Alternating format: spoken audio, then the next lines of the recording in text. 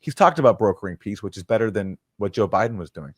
But yeah, I don't think he quite has the fortitude to really do what it takes to end this war. Aaron Maté was recently on Judge Napolitano's podcast talking about the war in Ukraine, and surprisingly, his attitude toward the prospects of peace there seemed to be much different than they were last week. Last week, he actually seemed pretty optimistic that this war would come to a close pretty soon, and now he's saying that Trump lacks the will to do so. So I can't wait to hear what his reasoning is. Let's watch and let's react. Please like the video and subscribe to the channel. Alistair Crook seems to think that this concoction that Lindsey Graham has come up with, which he says has 80 co-sponsors, obviously enough to override a presidential veto, at least in the Senate, to impose more severe sanctions on Russia, which I guess would be secondary sanctions because we've sanctioned just about everything. Right. He seems to feel that that is some sort of a threat to Trump, some sort of Republicans in the Senate rising up to resist his authority. Do you agree? Well, it certainly will be a test of whether Trump is willing to exert control over foreign policy, which is supposed to be the domain of the president. And from what I've heard, he is. People I know on Capitol have said that Trump is pushing back on Lindsey Graham and is basically telling Lindsey Graham to back down. And it's been reported, too, that Trump is basically asking for authority under Lindsey Graham's bill to basically ignore what Lindsey Graham is demanding, which is impose secondary sanctions on countries that do business with Russia. And for good reason, because this would essentially make diplomacy with Russia impossible. And it would ensure that the war in Ukraine continues without interruption. And so, but that's the test that Donald Trump faces. Is he willing to actually refuse to let Lindsey Graham and other warmongers dictate foreign policy? We'll see. If he lets them pass this bill, he doesn't veto it, and he lets them basically control whether or not he can engage in diplomacy with Russia, then he'll have failed that test. Absolutely. This is a test, as Aaron says, and that's exactly what the neocons want and the people in the military-industrial complex. Remember, Julian Assange said it best. They don't want a successful war. They want an endless war, and these secondary sanctions would have that effect, prolong the struggle. And I'm not sure to the extent Trump will be accepting of this or not. He himself has flirted with sanctioning Russia. I think that they did pass some additional minor sanctions, and Rubio is on the record in interviews saying that, we'll look at sanctioning them more. So this is not the America First policy that was promised. And if Trump is, facing his head away from this kind of policy, that's a good thing. If he's going to use his political capital to convince senators not to support this absurd Graham bill, that's great, but I guess we'll have to wait and see. As Aaron says, this is the first true test to see whether Republican legislators are willing to send more money or sanction Russia. It's the first true test. It will have failed it dramatically. It may even be constitutional implications here if the Senate tries to intrude into his. Here I am defending him. I've called him authoritarian and I'm defending him, but he does have certain legitimate prerogatives under the Constitution, one of which is foreign policy. And Lindsey Graham, the Logan Act notwithstanding, seems to be trying to mold that foreign policy to his own liking. You saw always, and this is what you get when you include Lindsey Graham and Blumenthal into delegations that meet with Ukraine. These are the schemers that want to keep this war going. And Trump allows some of it to happen. He has allowed it. He's allowed Keith Kellogg to be involved in foreign policy for some reason. Despite all the attacks and theatrics about how Trump opposes the neocons, they sure do play a prominent role in U.S. foreign policy in Trump's administration. The clips of Lindsey Graham and his new buddy, they don't agree on anything except this, Richard Blumenthal, when they were encouraging Zelensky to be optimistic. Optimistic about what? Isn't Trump at the end of his rope on Ukraine? These are two people, Lindsey Graham and Richard Blumenthal, who have bragged about how they're using Ukraine to bleed Russia. Lindsey Graham was so happy that Ukraine would, in his words, fight to the last person. He said, this is the best money we've ever spent. Richard Blumenthal said almost the exact same thing, that this is the best investment we've ever done because we're taking out a rival Russia without sacrificing any American soldiers. So what they're really saying is this is great because Ukrainians are being used as cannon fodder on our behalf, and that's what they want to keep going. That's what they're trying to enlist Zelensky in continuing. And Zelensky has an intent to do that because he himself walked away from a peace deal that could have ended all this 3 years ago, and now he doesn't want to have to admit defeat. That he doesn't want to have to admit that he could have avoided so much death and destruction had he accepted a far more favorable peace deal than the one that Russia is offering now. And plus, he also has the traditional threat of radical ultranationalists threatening him if he makes peace with Russia. So people like Lindsey Graham and Richard Blumenthal are taking advantage of that to basically continue the current strategy of sending more Ukrainians off to die, all while Russia takes more territory, but Russia does take strategic hits. Like, for example, this recent attack was a hit to Russia. It was embarrassing. It damaged some important aircraft. And Lindsey Graham and Richard Blumenthal love that because they don't care that the cost will simply be more dead Ukrainians. Yes, and it did escalate the war too because we've seen Russia respond in kind. And now there's a serious scenario that could play out where Russia drives southwest all the way to Odessa potentially. And this is the fruits of involving neocons like Graham and idiots like Blumenthal in your foreign policy. This is what happens. It's these prolonged wars. There were several junctions of that happened in the Afghanistan war. Remember the surge and how much it was working? How great it was that there was a surge in Afghanistan to keep the occupation going in 2007 or 2008, I forget which. This is the lunacy that you get. Graham is a monster. For him to say these are the best dollars ever spent, to saber rattle with the biggest nuclear power in the world, with the biggest nuclear arsenal that's absolutely insane, and these monsters get away with it all the time. It's sickening. Do you expect a humongous, I don't even know if that's a word, an over-the-top retaliation from the Russians, or just the continued methodical, patient, regular, systematic movement westward of their military? I do think we are going to see, and again, this is all speculation, but this attack was so sensitive, attacking Russia's nuclear triad, that I don't see how Russia doesn't respond. As Trump even indicated, I mean, Trump said that basically Russia's going to have to hit back hard, and I agree with him. And I think he picked that up from his conversation with Putin. So yes, I do expect a more devastating attack than the one we've seen so far. And it's not what I'm hoping for. I wish everybody could find a path to de-escalation at this point. This war's gone on it's been going on since 2014. Amen. But it really escalated when Russia invaded 3 years ago. And Russia has the military advantage.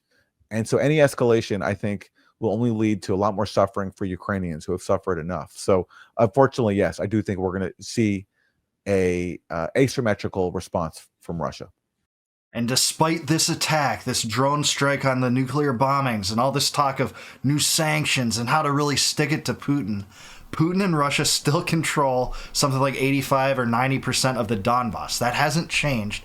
That's where the war is being fought, in the trenches. It's an artillery war. It's a manpower war. And until that changes, we're essentially just seeing a regime, flop on ground like a fish does to try to get away from this thing. They can't get away from this thing as long as they're bankrolling it, and this is not the best money ever spent. Far from it. $200 billion is way too much. It's not an America First policy, and it's stunning to the extent that many of Trump's supporters are relatively silent about Ukraine right now. They won't criticize Trump on it, despite being willing to do that with Biden, despite essentially the same policies transpiring. Here's one of the more childish analyses of the war out of the mouth of the president in the presence of the German chancellor in the Oval Office on June 5th. Chris, cut number one. But sometimes you see two young children fighting like crazy. They hate each other and they're fighting in a park. And you try and pull them apart. They don't want to be pulled. Sometimes you're better off letting them fight for a while and then pulling them apart. And I gave that analogy to Putin yesterday. I said, President, maybe you're going to have to keep fighting and suffering a lot, because both sides are suffering, before you pull them apart, before they're able to be pulled apart. But it's a pretty known analogy. You have two kids, they fight. Sometimes you let them fight for a little while. You see it in hockey, you see it in sports. The referees let them go for a couple of seconds, let them go for a little while before you pull them apart. And maybe, and I said it, and maybe that's a negative because we're saying go, but a lot of bad blood. There's some bad blood between the two. This is about the dumbest analogy I can possibly think of. This is not sitting back and watching two kids on a playground fight. This is bankrolling one side in the fight. Otherwise, it's just ludicrous. For him to compare this, the U.S. is one of those kids in the fight. And it's not for pure reasons like defending democracy or any nonsense like that. Ukraine's a martial law state right now that squashed political dissent, shut down oppositional media, tried to expand conscription. They pull old men off the streets in sorrow and agony of their loved ones to get dragged to this fruitless affair that has killed maybe 1 million of them. It's insane. This is not watching two kids fight. It's bankrolling one of the kids such that the fight continues indefinitely without peace when there could have been peace 3 years ago at Istanbul. I mean, where is he going with an analogy like that? There's 1 million human beings dead, and he's comparing this to two teenagers having a fight in a public park. Yeah, and unfortunately, the two teenagers are not, or children are not equally matched. I mean, one's a lot bigger, and that's the case with Russia. I think what he's really saying is he doesn't want to put the political capital into fully divesting the U.S. from this proxy war. He's willing to negotiate with Russia to address some Russian concerns, but he's not ultimately willing to stand up to people like Lindsey Graham, at least, forcefully, to say this has gone on long enough. Yes, I know that you appropriate that Congress allocated all this money for the Ukraine proxy war that is still left, and we're still giving them weapons, but I'm going to cut all that off, and I'm going to just say this proxy war has to stop now. So that's what I'm hearing from him. He's not willing to put the political effort behind it. Now, look, could Russia have been more accommodating to him and engaged more with the terms that he put out? I mean, the U.S. did offer to recognize Russia's annexation of Crimea, but Putin basically said, "I'm not interested in that." He wants more because, from Putin's point of view, Russia has sacrificed a lot as a result of the U.S. push for NATO expansion and the sabotage of the Istanbul peace talks 3 years ago. So Putin, at this point, now wants blood, and I think he wants to teach the West a lesson. And Trump is not willing to go as far as I think he could in meeting Russia's demands. And I understand why. It would be a tough political fight for him. Do you think Trump has it in him to turn off the spigot? Remember, all those funds appropriated by the Senate are subject to the discretion of the president. So far, the answer is no, but what's yet to be seen is if he goes to Congress and asks for more funding. That will be the true test that tells all. At that point, if he does that, he's a total fraud. He never wanted to shut down this war. But we'll see. Well, in theory, he does. But do I think he has the fortitude? No, because ultimately, he's spent a long time saying one thing policy-wise, but not willing to actually implement it when he had the chance to. In fact, when it comes to Russia, in his first term especially, he did the opposite of what he promised. He talked about cooperation with Russia. He ended up approving escalatory policies with Russia, from tearing up arms control treaties to sending weapons to Ukraine that Obama wouldn't even send. And just like, he was under a lot of pressure then. He had the Russiagate scam surrounding him. He was being accused of being a Russian agent. There was nobody willing to back him up, including on the Democratic side, in support of diplomacy with Russia. Now, though, he has more free reign, and he is moving. He's not as bad as he was in his first term. And in fact, he's talked about brokering peace, which is better than what Joe Biden was doing. Yeah. But yeah, I don't think he quite has the fortitude to really do what it takes to end this war. Yeah, and talk is cheap. Aaron's right. He did supply Ukraine with something like $400 million in an aid package that the Democrats threatened to impeach him over if he didn't send it. He initially wanted to withhold it.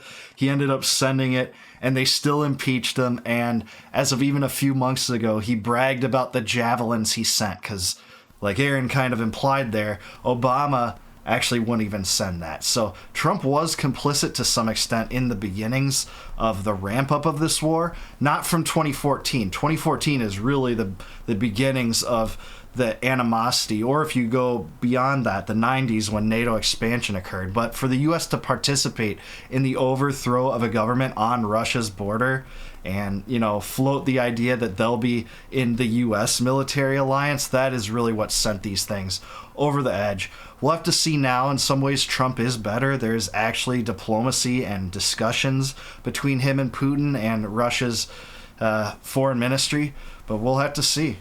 Here's what former National Security Advisor and former Secretary of State under President George W. Bush had to say. Aaron, I forgot what a neocon she is. Listen to this and watch this. Cut number 2. And if we had given them everything at the beginning of the war, when the Russians thought this war was going to take 5 days, they might have won outright. So I would urge that. We've pretty much given them everything short of nukes, by the way, Rice. If these talks are going nowhere, if Vladimir Putin is playing along, hoping that he can just keep this war, this kind of 19th century war going, that we will help the Ukrainians, let them buy the weapons, and let them buy the weapons from us and from Europe. Well, first of all, let them buy the weapons with what money? They don't have the money with They don't which have the money, to so, buy the weapons. yeah. But Right, they're being funneled there so that war profiteers in the military-industrial complex can profit here, and Ukraine isn't paying a dime. They're the biggest welfare mom that the U.S. is paying out right now. Zelensky is. He's the figurehead of that. It's a scheme. what terrifies me is we should have given them everything they needed from the start. What could that possibly have meant? Right. Does she mean nuclear weapons? 'Cause Right, that's the only real exactly. deterrent that Ukraine could possibly have at this point. And what she's forgetting is that what happened at the beginning, immediately after Russia invaded, were peace talks, the same peace talks that Zelensky was refusing to engage in just before Russia invaded. Russia basically imposed by force the diplomacy that Ukraine and the U.S. were refusing to engage in. So that's actually what happened. So if you want to play out Condoleezza Rice's scenario, and the U.S. had somehow given Ukraine even more weapons than it gave at the beginning, which, by the way, was a lot. I mean, Biden rushed a lot of weapons to Ukraine even before Russia invaded. Then what you would have seen is Russia sending in even more forces to invade Ukraine rather than the relatively smaller force that it sent in with the goal of compelling talks. And I do think Putin thought that Ukraine would collapse. I do think that's actually true. I do think he had a wrong impression about how Russia would be welcomed. And I do think he was misled or deluded there. But in terms of what his goal was obvious. It was never to take over Ukraine. It was to compel the diplomacy that Ukraine was refusing to engage in by openly rejecting the Minsk Accords. And that's why there was peace talks immediately after Russia invaded, which culminated in the draft outline of the Istanbul Accords 3 years ago, which the U.S. and UK sabotaged. And basically, had the U.S. sent in even more weapons, then probably those peace talks never would have happened, and Russia would have sent in far more forces. And maybe at that point, the war would have ended way earlier, just not in the way that Condoleezza Rice thinks it would have. Yeah, that's exactly right. If Russia's goal and its endgame was to conquer Ukraine proper, there never would have been the Istanbul meeting that transpired in the early months of the war in 2022. It's insane to believe that Putin's trying to reconstitute the Soviet Union and Poland is next and all this garbage, because nothing indicates that's true. Another reason that indicates that's not his aim is that he would have committed far more soldiers than were committed to the invasion in 2022. So it's all just nonsense. Putin wanted the Minsk agreements to be enforced, which they never were by Ukraine. Ukraine was forced under these agreements to give a special level of political autonomy to the Donbas provinces in the Ukrainian constitution. That never happened. So that is the reasoning. Whether Trump continues down this trail and gets these sanctions through and gets additional funding is yet to be known, because he really has been speaking out of both sides of his mouth.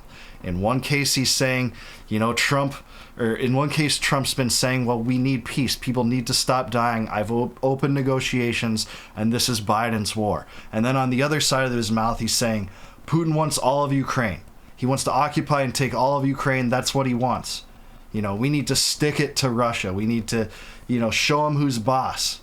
Putin needs to learn the hard way. Stuff like that. That is really similar to some of the things he said on both sides of this issue. So we'll have to see what happens. I'm with the Aaron more on this side of this week than I was last side.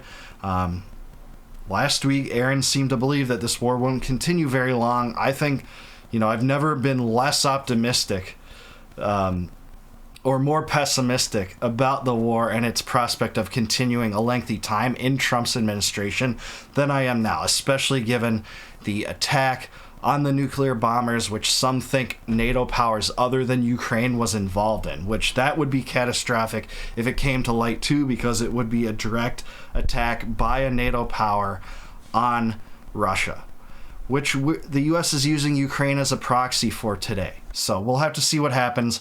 I don't see a peace anytime soon, and we'll have to see what Trump does when it comes to this sanctions bill and asking for additional appropriations. But I do want to hear from what you guys think, so let me know in the comments below. Do you think that this war is more tense than it ever has been so far during Trump's administration? And do you see any big hopes or prospect for peace soon? Let me know in the comments below. Please like this video, subscribe to the channel, and until I see you guys next time, no more war, no more debt, no more inflation, and no more empire. Peace out, guys. I'll catch you in the next one.